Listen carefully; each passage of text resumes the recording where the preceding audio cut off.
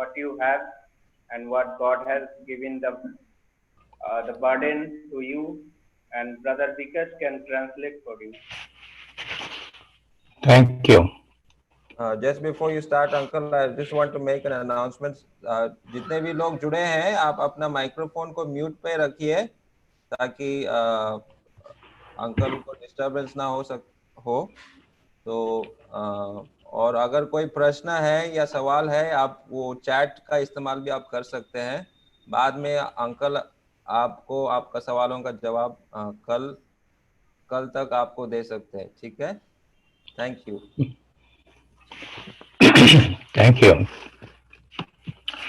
I will put my video on only for a few minutes because of the internet problem, and then I will continue to speak.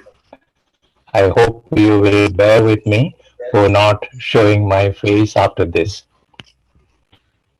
मैं अपना जो video है थोड़ी देर के बाद मैं ऑन करूंगा, क्योंकि मेरा जो इंटरनेट कनेक्शन थोड़ा कमज़ोर है, और मैं आग्रह करूंगा कि आप लोग इस बात के साथ मेरा साथ दीजिए। Thank you, Vikas. It's a great joy that today you are translating for me. Though we were together in Bethesda, Bangalore for many years, we never had this opportunity to do like this. और मैं धन्यवाद करना चाहूँगा कि जो translate मैं कर रहा हूँ, परमेश्वर का धन्यवाद करूँगा कि अंकल के साथ काफ़ी सालों तक हम लोग बेथेस्दा में थे, और ये काफ़ी अच्छा अनुभव है कि आज हम लोग यहाँ पर परमेश्वर की आराधना उपस्थिति के लिए आए हैं। My memories goes back when Vikas came to Bangalore as a student, and I went to see him in his room where he was staying in Nati Nagar, and now he is a father, a husband, and an evangelist. Praise God, Vikas. God bless you. Thank you uncle.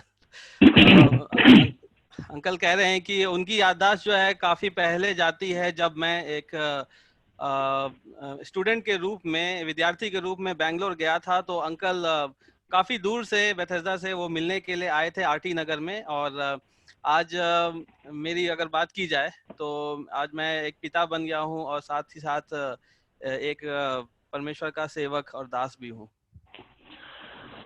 All right. So this is marriage and family, the subject. And if you have a spouse, if you have a husband, or if you have a wife, it would be good that you sit together.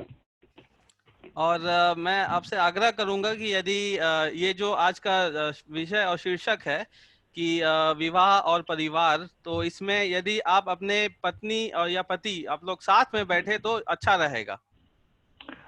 Because that is how God has planned right from the beginning, isn't it? That we studied yesterday.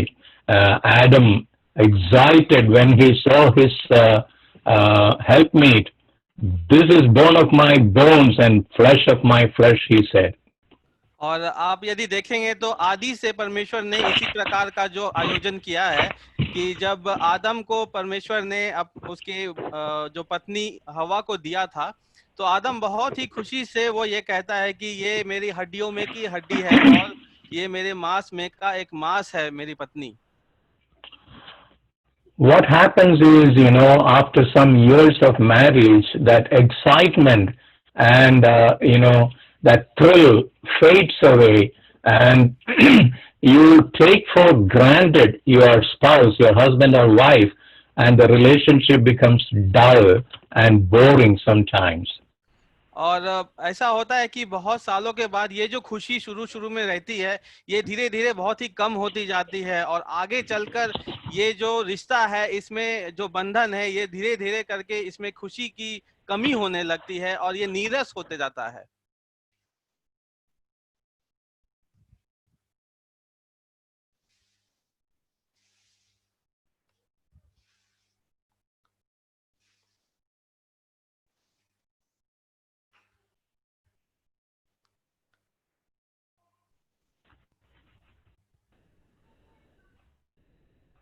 Hello, uncle. Yes, did you hear that? I'm sorry, uncle. we lost You lost it? Okay. Are you able to hear now? Yes, uncle. You know, when you get up in the morning, if you can tell your spouse, you are bone of my bone and flesh of my flesh, or if you can say, you belong to me and I belong to you, that is a good way to nurture your relationship. और जब आप सुबह सुबह उठते हैं अपने नींद में से, तो ये बहुत ही अच्छी बात है कि आप अपने पत्नी से या पत्नी अपनी पति से ऐसा कहें कि आप मेरे मांस की मांस हैं और हड्डी की एक हड्डी हैं, और या तो फिर आप ये कह सकते हैं कि मैं आपका हूं और आप मेरी हैं, ऐसा कह सकते हैं.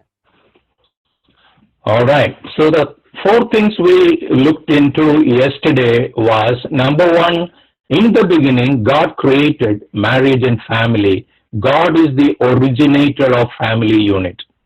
और हमने जो पिछले कल जो हमने देखा था, ये सत्र में पहली बात ये देखी थी कि सबसे पहले परमेश्वर ने जो है विवाह को संपन्न किया था.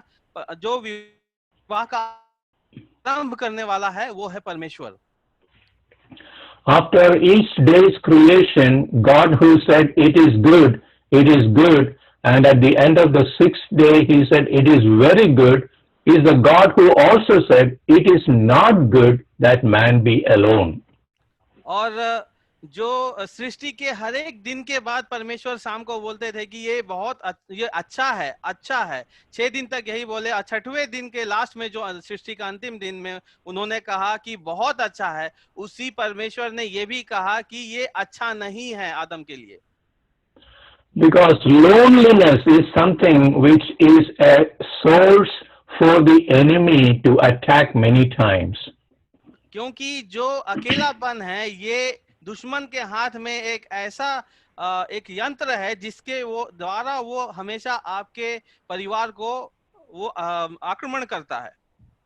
So that is why husband and wife should recognize your oneness with your spouse and guard it as a very intimate relationship. और इसीलिए ये जरूरी है कि पति और पत्नी एक दूसरे के साथ अपनी समानता और एकता को बनाए रखें और इसमें परमेश्वर के साथ वो घनिष्ठता भी दिखाएं. So recognizing your oneness with your spouse as God has ordained it, and you belong to one another and you're one body called to be a blessing, is something very important that the spouses should understand. और ये बात कि हमारी जो एकता है वो परमेश्वर के द्वारा जो निर्धारित की गई है, इसीलिए हम जब उसमें एक हो जाते हैं तो उसके द्वारा हमारे जीवन से जो आशीष निकलती है वो भी परमेश्वर की ओर से मिलती है. And we also said blessing always comes with a condition, and that condition is obedience to God's commands. और हमने पहले भी ये कहा था कि जो आशीष है वो एक कारण की वजह से आती है, और वो कारण ये है कि वो परमेश्वर I'm sorry uncle, can you repeat that? That we are we are called to be one, and the blessing comes when we obey God's command. हाँ, और जब हमें आशीष मिलती है क्योंकि हम एक हो जाते हैं, और हमें जब आशीष मिलती है तो ये परमेश्वर की ओर से आता है ये. And then we also say the importance of holiness in marriage, the sanctity of marriage bed. और हमने ये भी कहा था कि जो शादी है, जो विवाह है वो बिल्कुल पवित्र है, और इस कारण जो विवाह का जो बिस्तर है वो भी बहुत पवित्र है.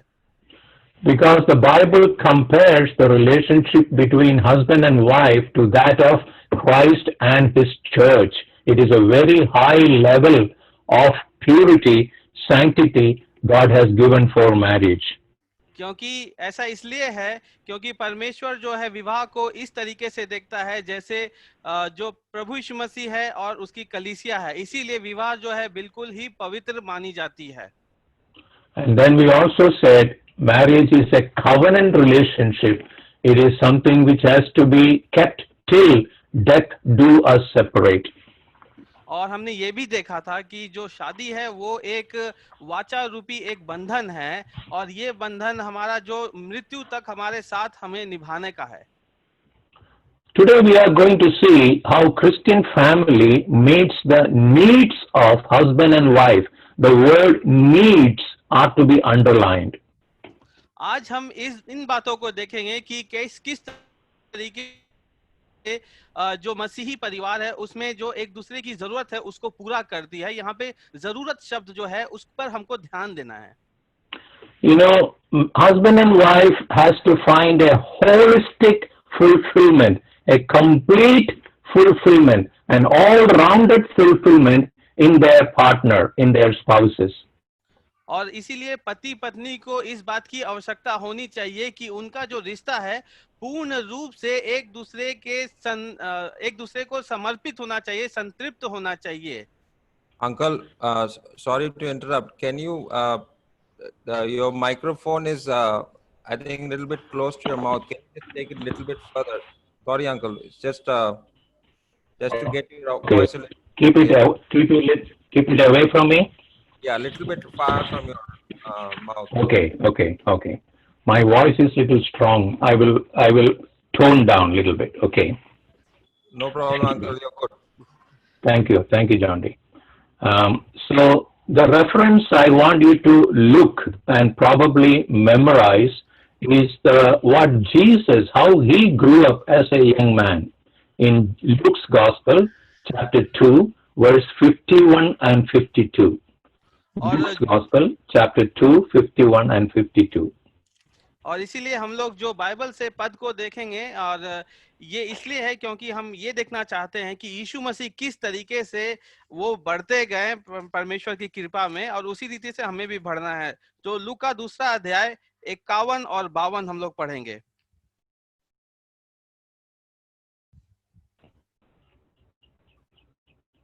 I will read it.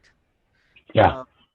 तब वह उनके साथ गया और नासरत में आया और उनके वश में रहा और उसकी माता ने ये सब बातें अपने मन में रखी और यीशु बुद्धि और डील डॉल में और परमेश्वर और मनुष्यों के अनुग्रह में बढ़ता गया। Now in verse 52 we have the description of how Jesus grew holistically. और इस 52 पद में हम देखते हैं कि प्रभु यीशु मसीह का पूर्ण रूप से किस तरीके से उनका जो उन्नति हुआ वो यहाँ पे मेंशन किया गया है।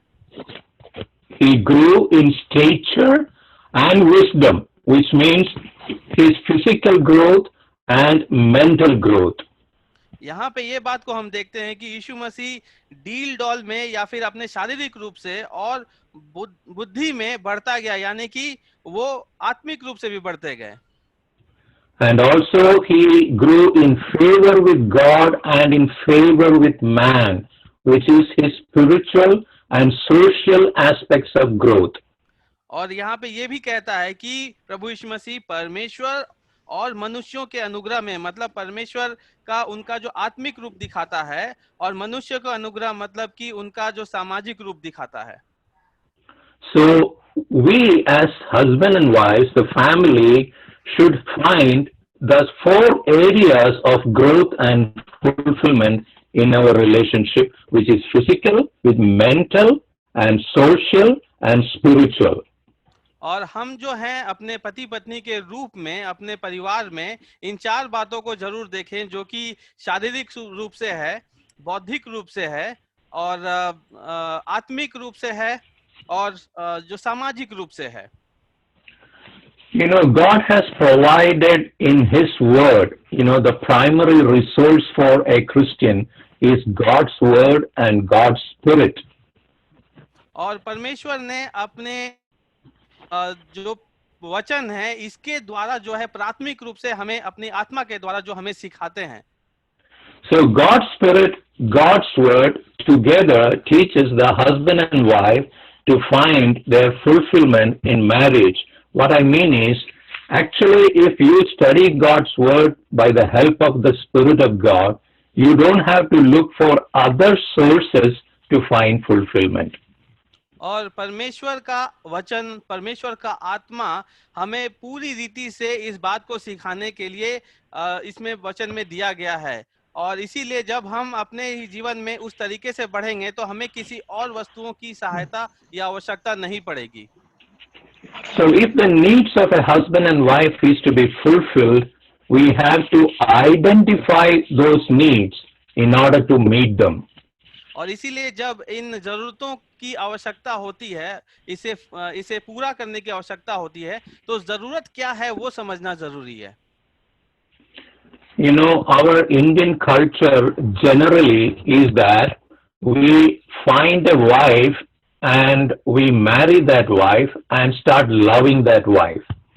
और हमारे जो भारतीय शिक्षा के कल्चर के अनुसार भारतीय जो अपनी यहाँ पे लोग हैं, वो क्या कहते हैं, वो सबसे पहले अपने पत्नी को खोजते हैं, फिर उसके अनुसार उनको शादी करते हैं, उसके बाद उनको प्यार करना शुरू करते हैं. In Western culture, it is different. You know, they marry the person whom they love. So the love starts first and relationship starts first and then they marry. और ये पश्चिमी सभ्यता के अनुसार क्या होता है, वहाँ पे लोग पहले जो प्यार करते, प्रेम करते हैं, प्रेम होने के बाद ही विवाह होता है. I remember when as a young man I was working in Kuwait, I came for 3 weeks of vacation to India, and in our assemblies, my family had identified 3 girls. I met 3 of them, and I prayed about it, and my mother prayed about it, and I married one of them. और मेरे बारे में बताना चाहूंगा, मैं जब Kuwait में काम कर रहा था, वहाँ के 3 हफ्ते की छुट्टी लेकर मैं भारत केरला आया, तब वहाँ पे मेरी मम्मी ने, मेरी माँ ने मेरे लिए प्रार्थना किया और हमने वहाँ पे 3 लड़कियों को मिला और उन 3 लड़कियों के लिए मैंने और मेरी माँ दोनों ने प्रार्थना किया. उसमें से एक जो स्त्री थी, उससे मैंने विवाह किया. So I did not know my wife, her needs and her preferences before I got married to her. इसीलिए मैं अपनी पत्नी के मैं शादी के पहले मैं अपनी पत्नी के विशेषताओं के बारे में नहीं जानता था, उनकी जरूरत क्या है वो भी मैं नहीं जानता था. So it was very, very necessary for me to observe, talk, identify, look at her words, expressions, and specifically body languages to understand what is her need. और इसीलिए मैं उसको अच्छी तरीके से, बहुत ही नजदीकी से उसको अनुभव करने लगा, उसे देखने लगा, उसके भाषा को समझने लगा, ताकि उसकी जरूरत क्या है वो मुझे समझ में आ जाए. So, and then we used to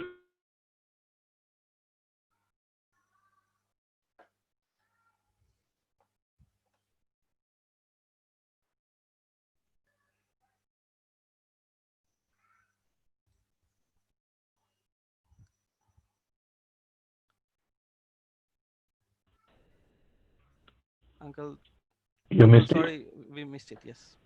Okay. So both of us were from believers' families, but our हम दोनों जो हैं एक मसीही परिवार से ही थे. Uncle, we missed you again there.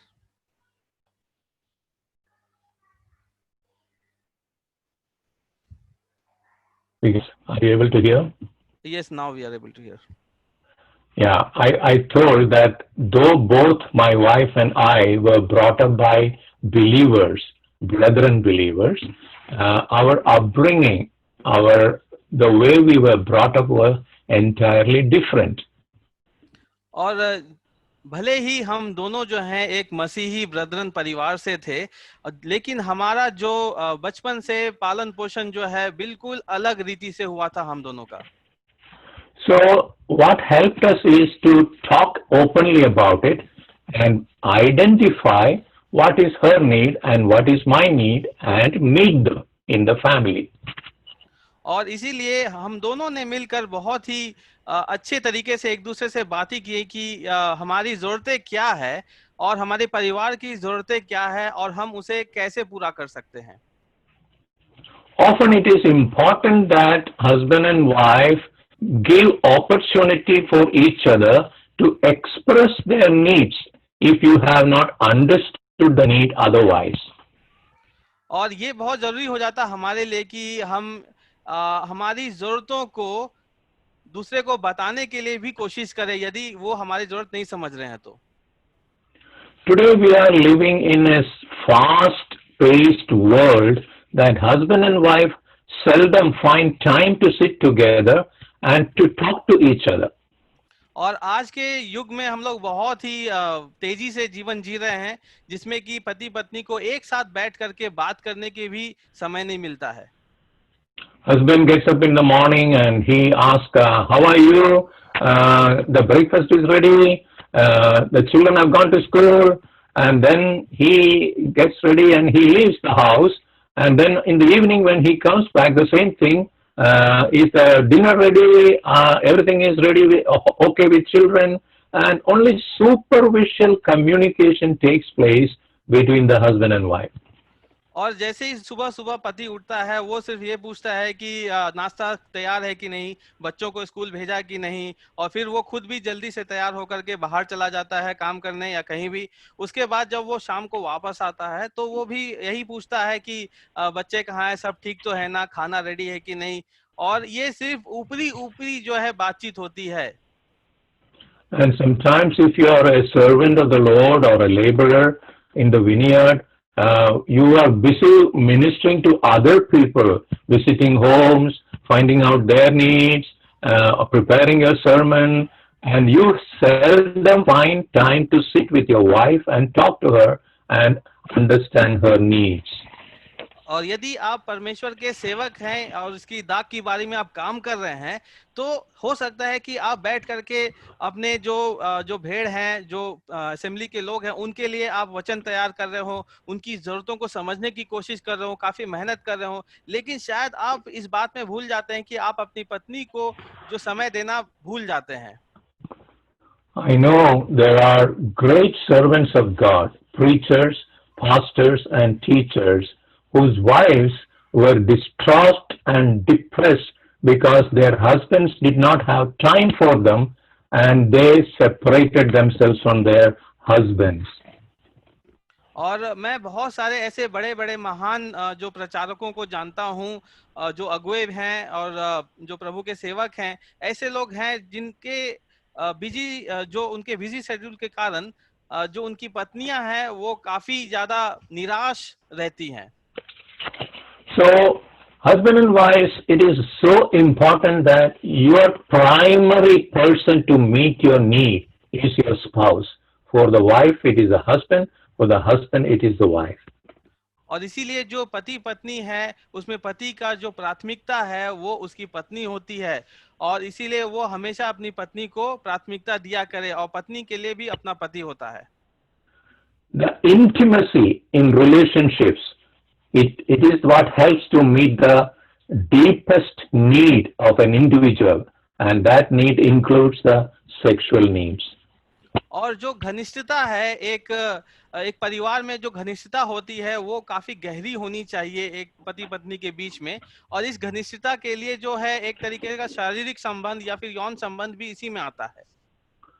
Physical needs, sexual needs are not the primary needs of a spouse. There are much deeper emotional and spiritual and intellectual needs to be met by each other. जो शारीरिक जो जरूरत है वो ही सबसे बड़ी जरूरत नहीं है एक पति पत्नी के बीच में, उससे भी काफी गहरी बातें हैं जो कि उसकी भावनाओं से संबंधित हो सकती है, जो कि बहुत ही जरूरतमंद है। So we see that your spouse is the primary resource person and support for your personal needs. और ये जो है जो हमारा जो जीवन साथी है वो हमारे लिए सबसे ज्यादा महत्वपूर्ण होना चाहिए और उसकी प्राथमिकता हमें देनी चाहिए क्योंकि वो हमारा सहायक है। You don't have to look to someone else, maybe a good friend.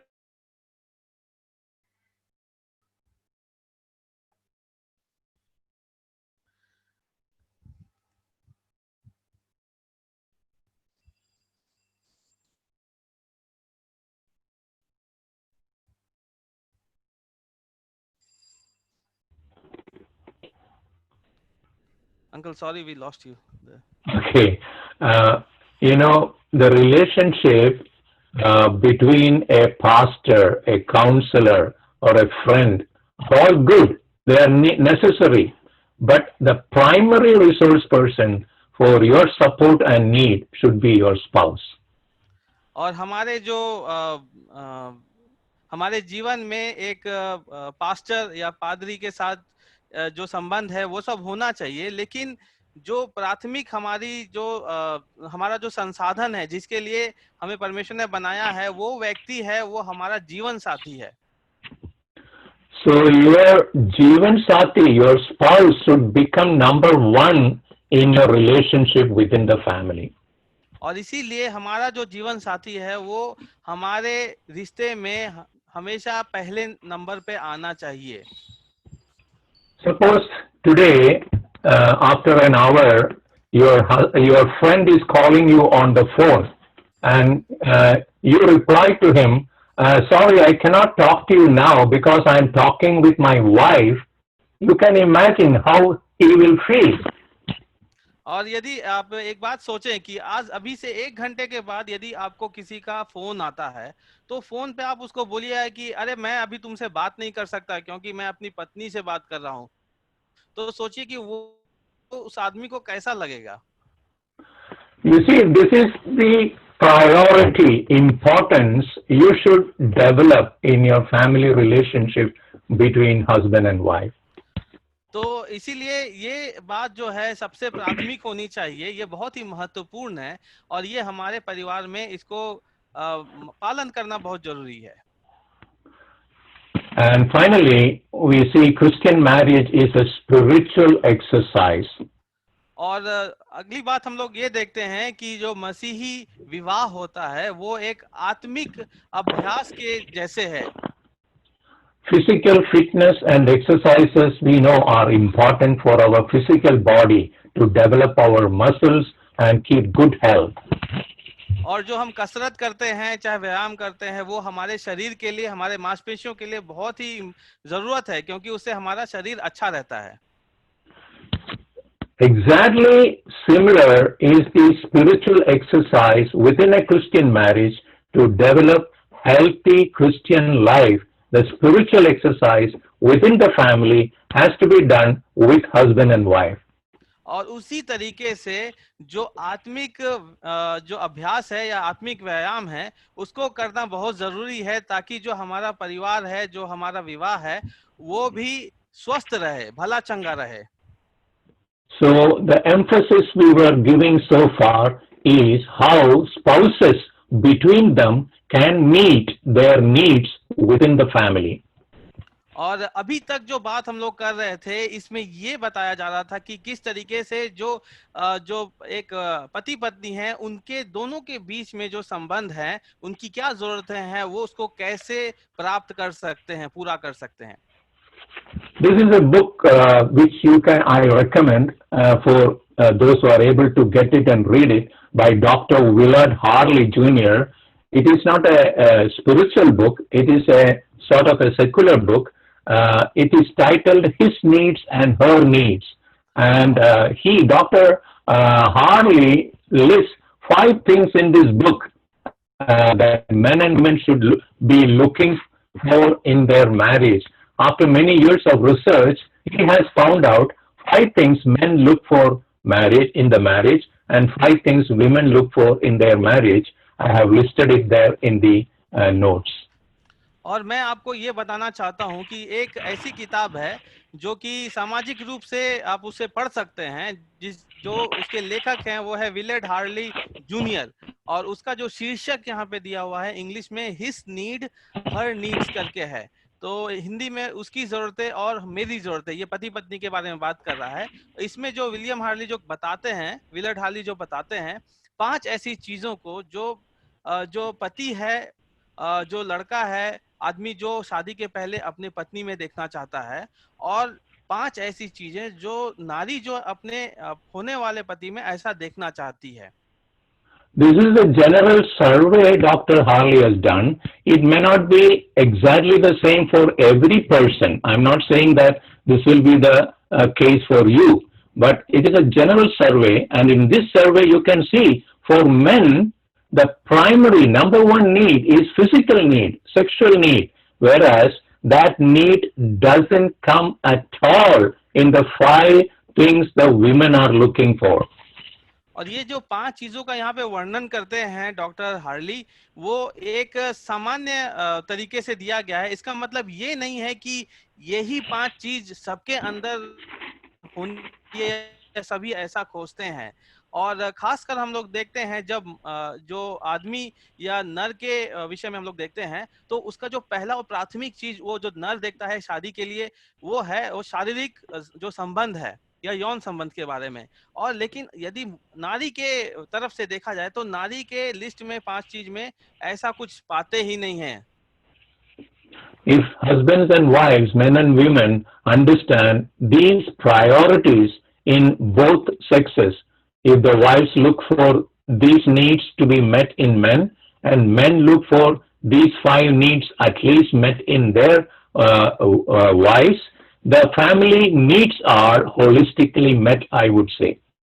और यदि सामान्य रूप से देखा जाए तो इन 5 चीजों को यदि पति और पत्नी दोनों एक दूसरे से मिला करके चलें, तो इन 5 चीजों की पूर्ति यदि हो जाती है दोनों के तरफ से, तो ये एक बहुत ही संपन्न और अच्छा विवाह माना जाएगा।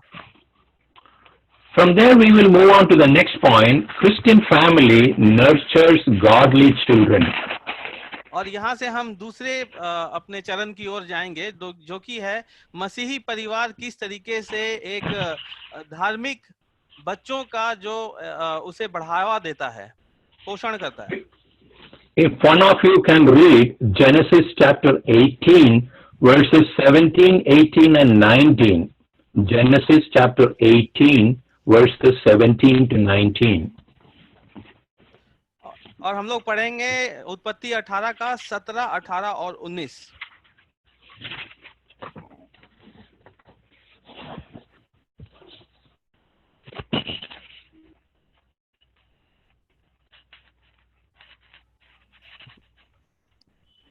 तब यहोवा ने कहा, यह जो मैं करता हूँ उसे क्या अब्राम से छिपा रखूं? अब्राम से तो निश्चय एक बड़ी और सामर्थी जाति उपजेगी और पृथ्वी की सारी जातियों उसके द्वारा आशीष पाएंगी, क्योंकि मैं जानता हूं कि वह अपने पुत्रों और परिवार को जो उसके पीछे रह जाएंगे आज्ञा देगा कि वे यहोवा के मार्ग में अटल बने रहें और धर्म और न्याय करते रहें, ताकि जो कुछ यहोवा ने अब्राहम के विषय में कहा है उसे पूरा करे। You see, there very clearly the Spirit of God records for us why God chose Abraham. और हम यहाँ पे देखते हैं कि किस तरीके से परमेश्वर का आत्मा ने दर्ज किया है कि क्यों उन्होंने इब्राहिम को चुना। Abraham will command his children and his household after him to keep the way of the Lord by doing righteousness and justice. And God will bring to Abraham what he promised. और यहाँ पे लिखा है कि Abraham जो है वो अपने परिवार को ये आज्ञा देगा कि धर्म में और न्याय में अटल बने रहने के लिए। Another verse we are all familiar with, because of time we will not read it. Maybe Jonty can put it together in the notes. It is found in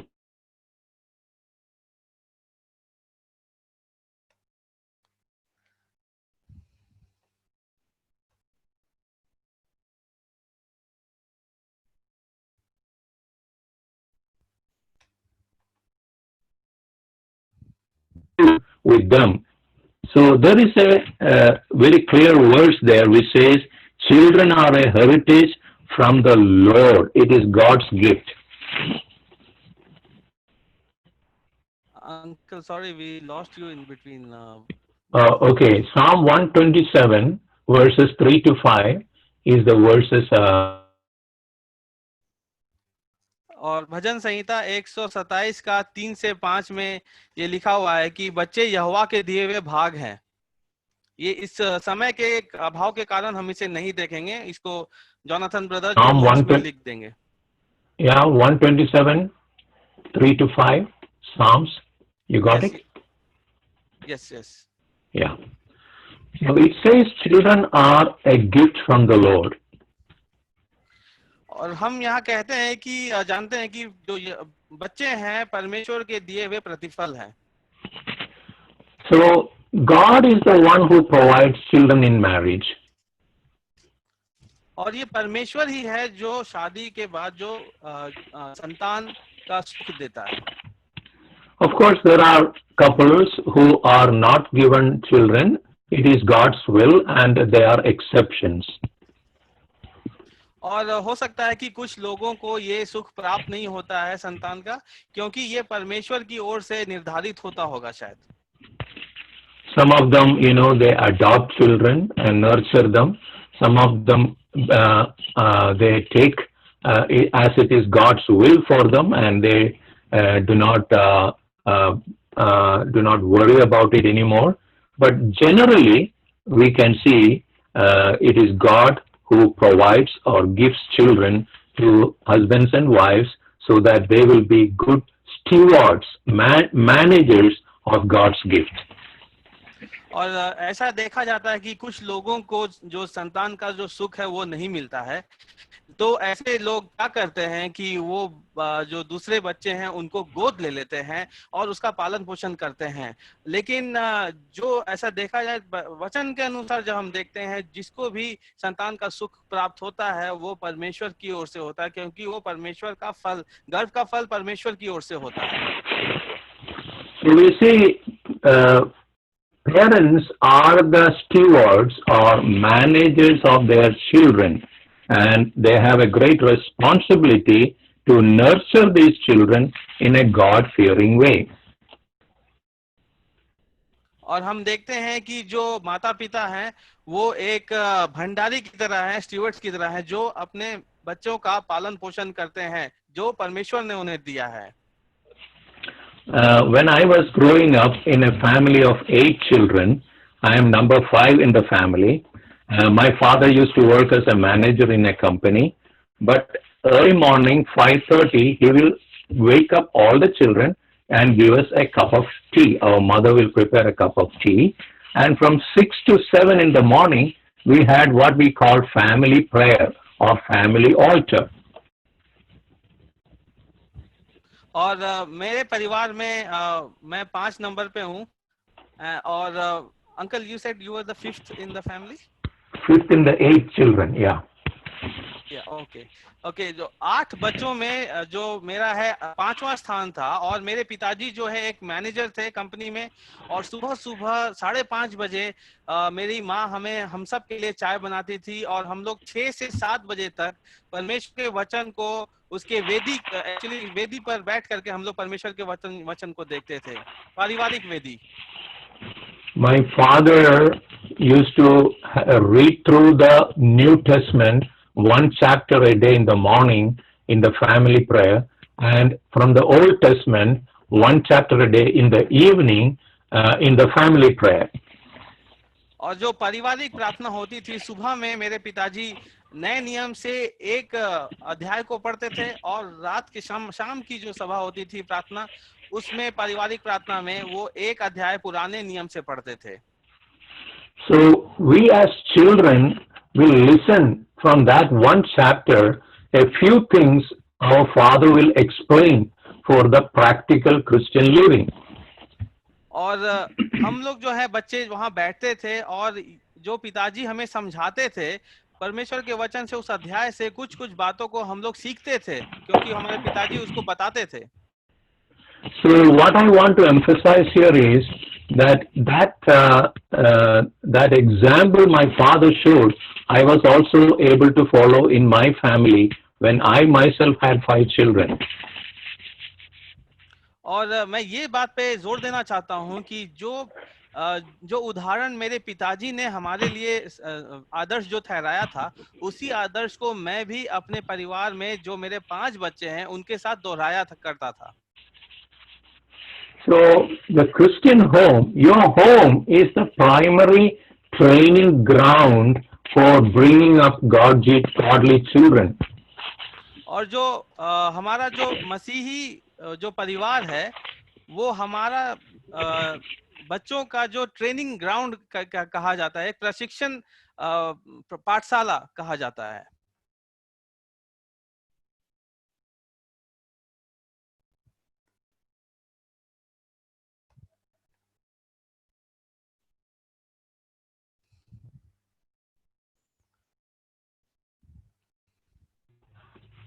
Uncle, sorry, we lost you there. Yeah. So in a week of 168 hours, 24 multiplied by 7, normally the parents are satisfied with 1 hour of or 2 hours of Sunday school spiritual nourishment. और एक हफ्ते का यदि देखा जाए कार्यकाल तो उसमें 160 घंटे होते हैं और उसमें से कई जो माता पिता है इस बात से ही प्रसन्न रहते हैं कि संडे को जो 1 घंटे का संडे स्कूल होता है वो काफी है हमारे बच्चे के लिए। And no wonder our children are malnourished spiritually in this generation.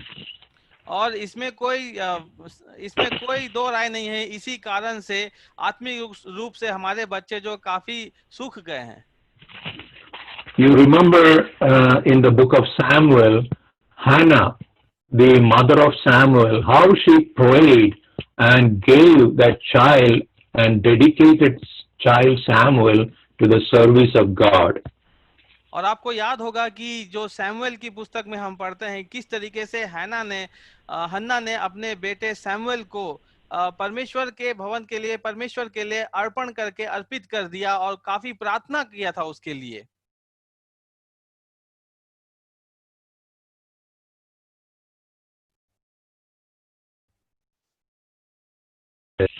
Holiness, purity and holiness and godliness comes from the family. It is preserved in the family.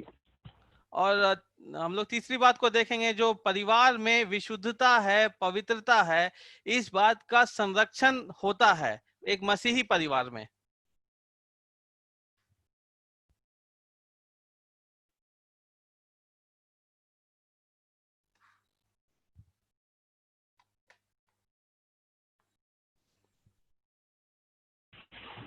Uncle, sorry, we lost you there again. Yeah, we said the holiness and purity and godliness are preserved in the family. The husband and wife as parents have a great responsibility. और माता पिता होने की वजह से ये बहुत ही महत्वपूर्ण है कि जो विशुद्धता है, पवित्रता है और धार्मिकता है, इन बातों को परिवार में बढ़ावा मिलना चाहिए, उनका संरक्षण होना चाहिए। Little children should be taught by the parents how to keep their body clean from uncleanness, unhealthy friends who touch their bodies in wrong places. And these things should be taught in the home by the parents. You know, today what we call sex education should start in the family. It is godly parents who are responsible to bring up holiness and purity in their children's life. और जो मसीही माता पिता हैं वो अपने बच्चों को इस बात की शिक्षा देना शुरू कर दें कि किस तरीके से उन्हें जो अपवित्रता से दूर रहना है और उन ऐसे लोगों से उनके बच्चों के जो दोस्त हैं ऐसे दोस्तों से दूर रहना है जो उन्हें गलत रीति से गलत जगह पे छूते हैं। और इस तरीके का जो इसे कहते हैं यौन जो इसकी पढ़ाई होती है, ये बातों को घर में माता पिता को अपने बच्चे को पढ़ाना जरूरी हो गया है। So when they go to school or in the university and they mingle with friends who have bad habits and bad, upbringing, our children will be able to preserve the unity, the holiness and purity which they have learned in their home from their parents.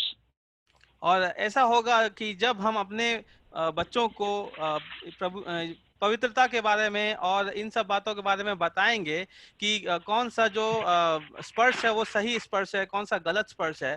ऐसे बच्चे जब बाहर university college में जाते हैं, महाविद्यालयों में जाते हैं, तो वहां पे जाकर के जो गलत बच्चे हैं वो जो है हमारे बच्चों से सही शिक्षा को सीखेंगे। So such children who have been instructed in purity and holiness and godliness at home are many a times leaders who become a blessing in their school campuses, in their college campuses, and be a blessing to the next generation.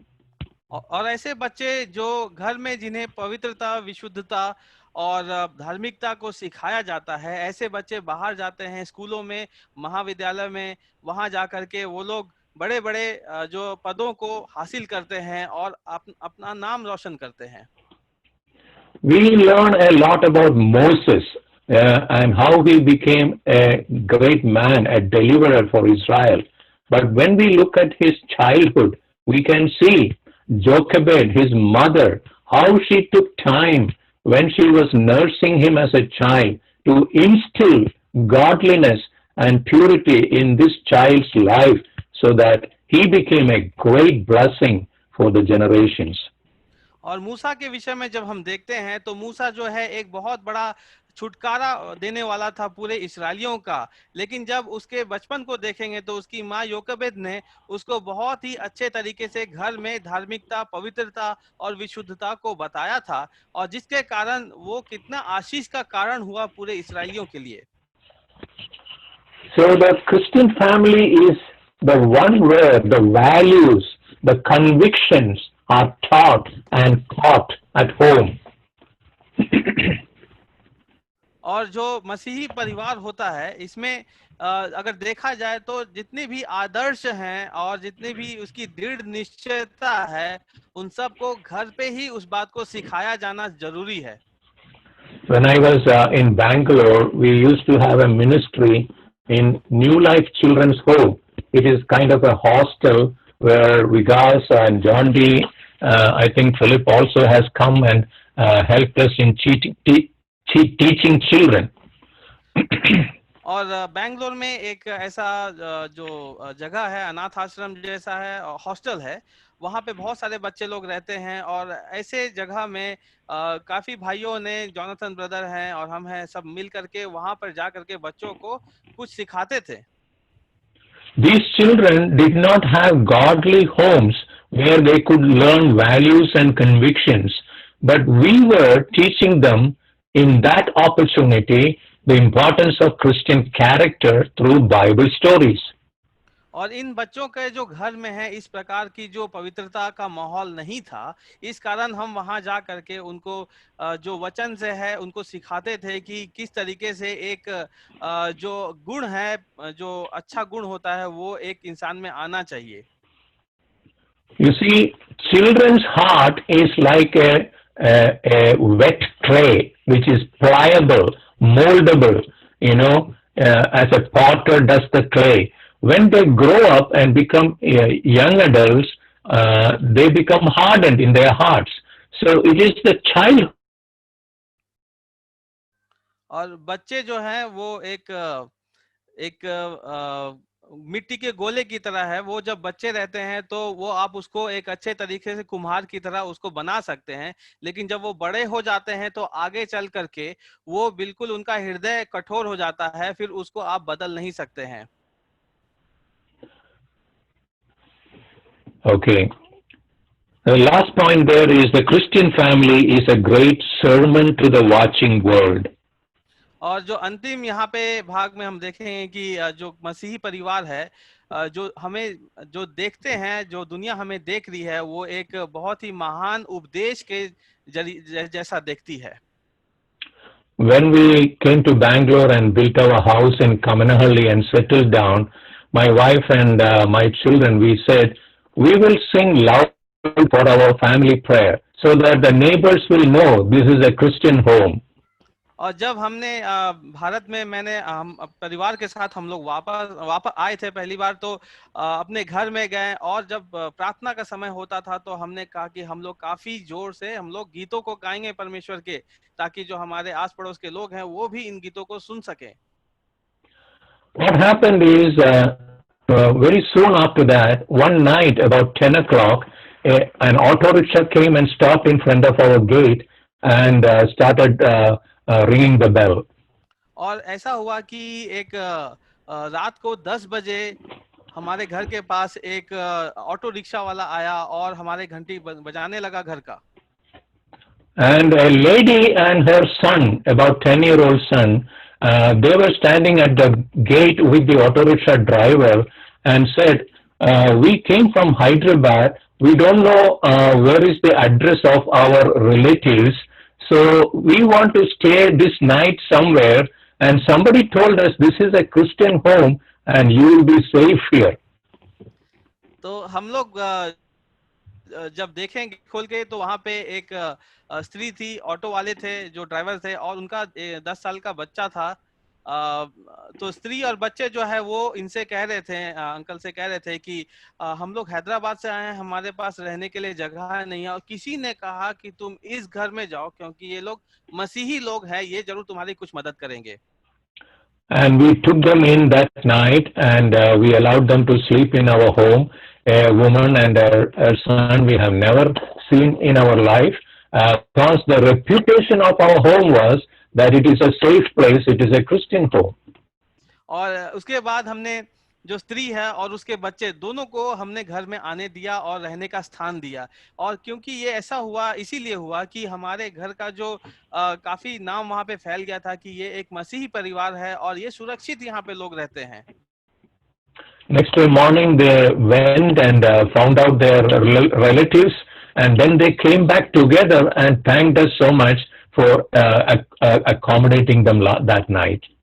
और उसके बाद दूसरी सुबह वो अपने रिश्तेदारों के घर गए, वो वहां से फिर सारे लोग घर पे वापस आकर के हमें धन्यवाद देने लगे कि किस तरीके से आपने हमारी मदद की।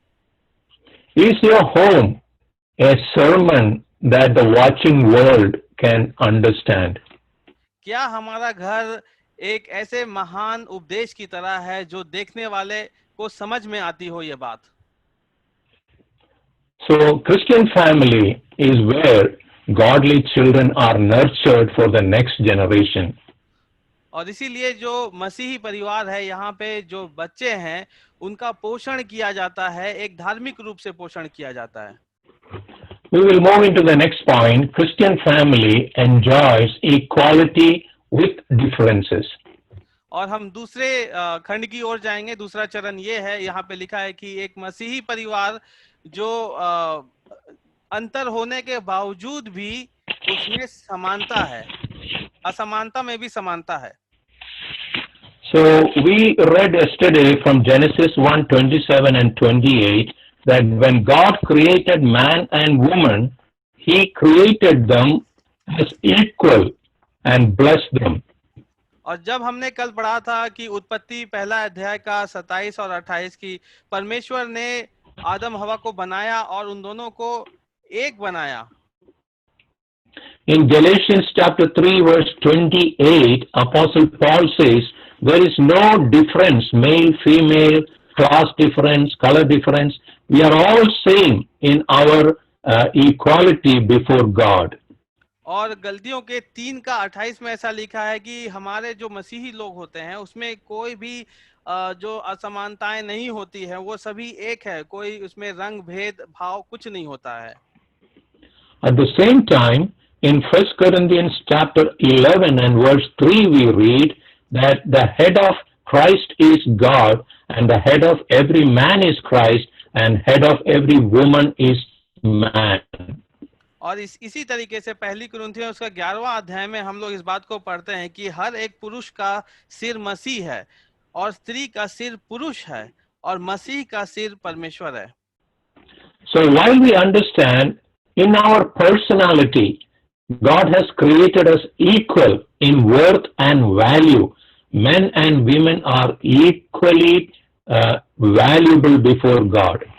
और इसीलिए हम जानते हैं कि जो पुरुष और स्त्री जो है, नर नारी, परमेश्वर ने इन दोनों को बिल्कुल ही समान बनाया है, इसमें कोई भी भेदभाव नहीं रखा है परमेश्वर की नजर में। But there is a difference in our role and function which is God ordained. लेकिन यहाँ पे हमारा जो एक भूमिका है और जो हमारा जो कार्य विधि जो हम कार्य करते हैं उसमें एक अंतर ठहराया गया है। We look at our own bodies and we can see physically there are differences. और हम यदि अपने शरीर को देखें तो शारीरिक रूप से हम में थोड़ा सा भेद है, अलगाव है। Doctors who study the body of human beings, the brain cells and the functions, they also have found out differences in man and woman. और जो डॉक्टर्स रहते हैं वो जो इंसान के मस्तिष्क को और उसकी कोशिकाओं को पढ़ते हैं, तो उन्होंने नर और नारी, स्त्री पुरुष के जो दिमाग है उसमें काफी अंतर पाया है।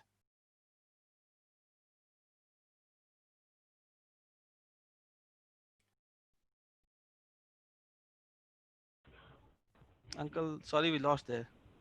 Yeah, the doctors also have said there are physical and psychological and emotional differences in man and woman.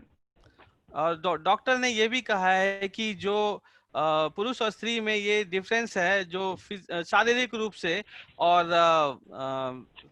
उनके भावनाओं के रूप में जो बहुत सारे डिफरेंस आते हैं।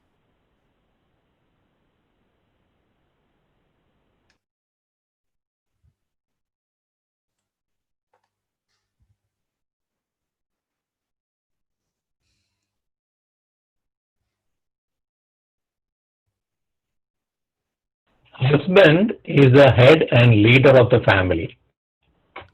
Get that? Yeah, I got husband is the head and leader of the family. Yes. Okay. And so the responsibility as a manager, as a steward, is on the head of the man. जो पति है वो जो सिर होता है वो अध्यक्ष है, और इसीलिए अध्यक्ष होने के कारण उसका सारी जिम्मेदारी, भंडारीपन जो है पुरुष के ऊपर आती है। If you remember in Genesis chapter 3, when Adam and Eve sinned and God confronted them, whom did God ask first? और उत्पत्ति में आपको याद होगा 3 अध्याय में जब आदम हवा ने पाप किया तो सबसे पहले किसको परमेश्वर ने पूछा?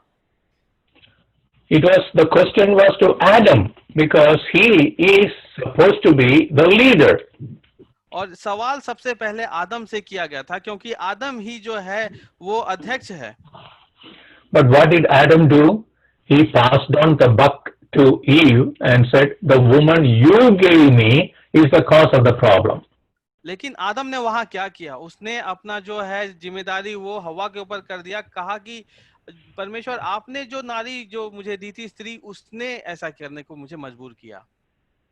When we come to Romans chapter 5, in the second part, we read that through one man, Adam, the sin entered the world. और हम रोमियो के 5वें अध्याय में पढ़ते हैं कि एक व्यक्ति के द्वारा ही पाप इस दुनिया में आया। Remember, brothers, that you as a husband, as a father, is the head and leader of the family, accountable before God.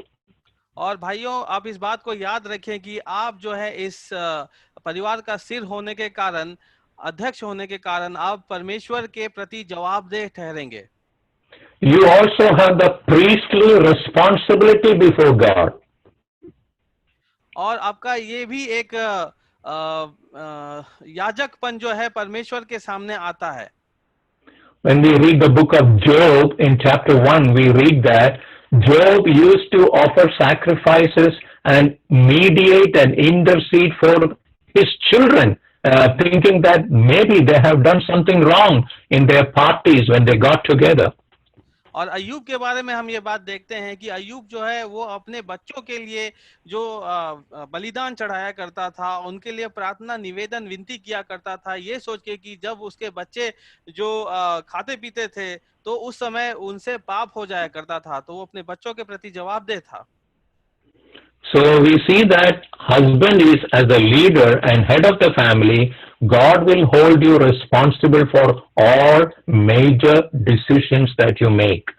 और इसीलिए जो पति है, सिर और अध्यक्ष होने के कारण जो भी निर्णय परिवार में लिया जाता है, महत्वपूर्ण निर्णय, उसके लिए जवाबदेही जो है पुरुष के ऊपर आती है। When husbands as a leader doesn't make decisions in their life, unfortunately, the wives has to step in and make decisions. और ऐसा तब होता है जब एक पति जो है एक अध्यक्ष या अगुवे के रूप में निर्णय नहीं ले पाता है, तब पत्नी को सामने आना पड़ जाता है सब निर्णय लेने के लिए। While it is true that husband is the one who makes decisions, he always makes decisions in consultation with his wife. और ये बात बिल्कुल सही है कि जो पति है वो सारे निर्णय को लेता है, लेकिन ये बात भी बिल्कुल सच है कि सारे निर्णय जो है पत्नी से पूछ करके उसको लेना चाहिए। Because wife is the heart and pillar of the family. और पत्नी से जब वो बात करता है तो पत्नी वो उसके हृदय है, वो उसका जो एक पिलर बनी है, खंबा है। And the strength of the home depends on the pillars on which it is standing. और किसी भी घर का जो शक्ति है, बल है, वो उसके पिलर खंबे पर होता है। Man can think and make decisions. Women can feel and understand the needs of the children and husband and minister to that. और मनुष्य जो है, आदमी जो है, वो सोच सकता है और उसके हिसाब से वो निर्णय ले सकता है, लेकिन पत्नी जो है वो अपने बच्चों का और भावनात्मक रूप से सारे बातों को मानते हुए, जानते हुए उसको वो उसके हिसाब से वो निर्णय लेती है। So we see in a Christian family, while there is equality, there is also God ordained differences in their function and role. और इसीलिए हम देखते हैं कि एक मसीही परिवार में कि उसमें समानता जरूर है, एकता जरूर है, लेकिन उसमें असमानताएं भी है। Someone said, when God has a difficult job to do, he will call a man.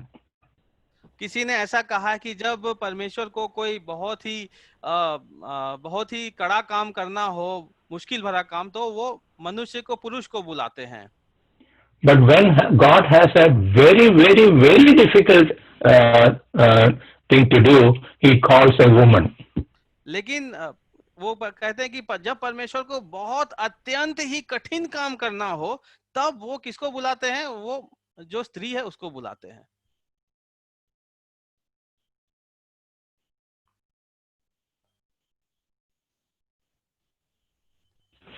Uncle, sorry, we lost you there. Yeah, most difficult thing to do, God often calls a woman. और जो सबसे कठिन काम होता है करने के लिए, उसके लिए परमेश्वर जो है स्त्री को हमेशा बुलाते हैं।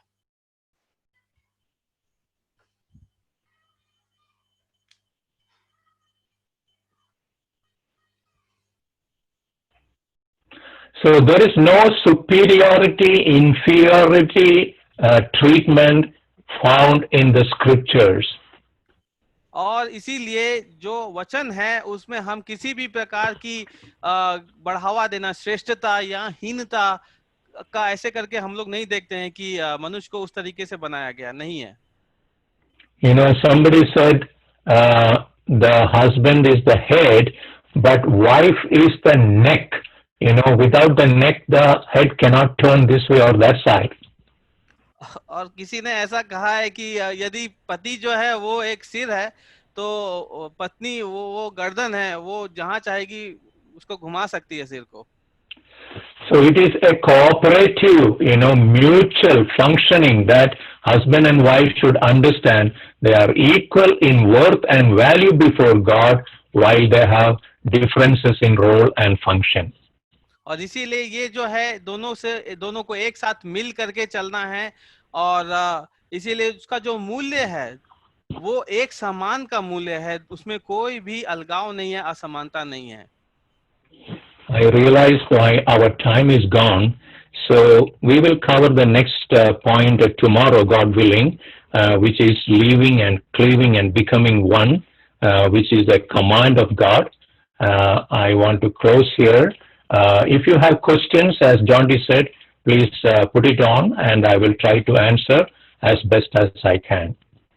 और चूंकि हमारा समय जो बिल्कुल समाप्त हो चुका है, इसलिए अगले भाग या खंड को हम लोग जो कि जो छोड़ना है, अपने माता पिता को छोड़ करके पत्नी के साथ मिलने का जो आदेश परमेश्वर ने दिया है, उसके बारे में हम लोग कल देखेंगे। आपके पास कोई भी सवाल हो तो जिस तरीके से बोला गया है आप चैट में दे सकते हैं, या आप जिनके द्वारा भी आप जुड़े हैं आप व्हाट्सएप में उनको भेज सकते हैं। Okay, now we will close in prayer shortly. Heavenly Father, I want to thank you for your word and your clear commands and instructions you have given us through your Spirit in your word.